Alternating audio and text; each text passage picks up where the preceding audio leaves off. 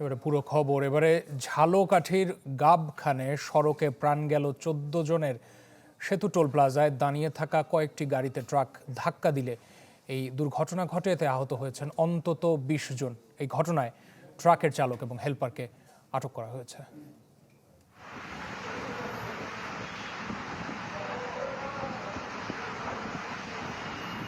সিসিটিভিতে ধারণ হওয়া ভিডিওই বলে দেয় কতটা মর্মান্তিক ঝালকাঠির এই দুর্ঘটনা। খোঁজ নিয়ে জানা যায়, ঝালকাঠির গাবখান নদীর উপর সেতুর টোলের জন্য অপেক্ষমান ছিল প্রাইভেট কার, অটোরিকশা সহ কয়েকটি পরিবহন। হঠাৎই সিমেন্ট বোঝায় একটি ট্রাক দাঁড়িয়ে থাকা গাড়িগুলোকে ধাক্কা দেয়। এতে ঘটনাস্থলে মারা যান প্রাইভেট কারের 7 যাত্রী। আহতদের বিভিন্ন হাসপাতালে নেওয়া হলে মৃত্যু হয় আরও 7 জনের। গুরুতর আহতদের পাঠানো হয়েছে বরিশাল মেডিকেলে। ভাই সংক্ষেপে আমরা তো এখানে ডিউটি করতেছিলাম, আমি গাড়ি টাকা লইছি, লয়ে কান্ডয় দিতে গেছি, এর মধ্যে শুনি যে এদিক দিয়ে একটা গাড়ি আইতেছে, ঠিক আছে।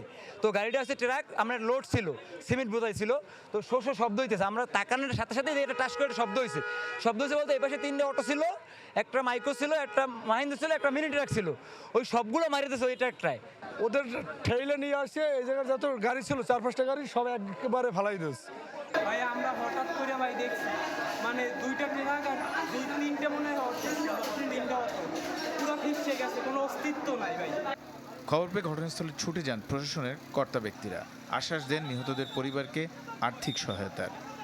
যে সকল ব্যক্তি নিহত হয়েছেন তাদের পরিবারের জন্য 5 লক্ষ টাকা, যারা এই দুর্ঘটনায় পঙ্গুত্ব বরণ করবেন তাদের জন্য 3 লক্ষ টাকা, এবং অন্যান্য যারা আহত আছেন হাসপাতালে চিকিৎসাধীন তাদের জন্য 1 লক্ষ টাকা প্রদান করবেন।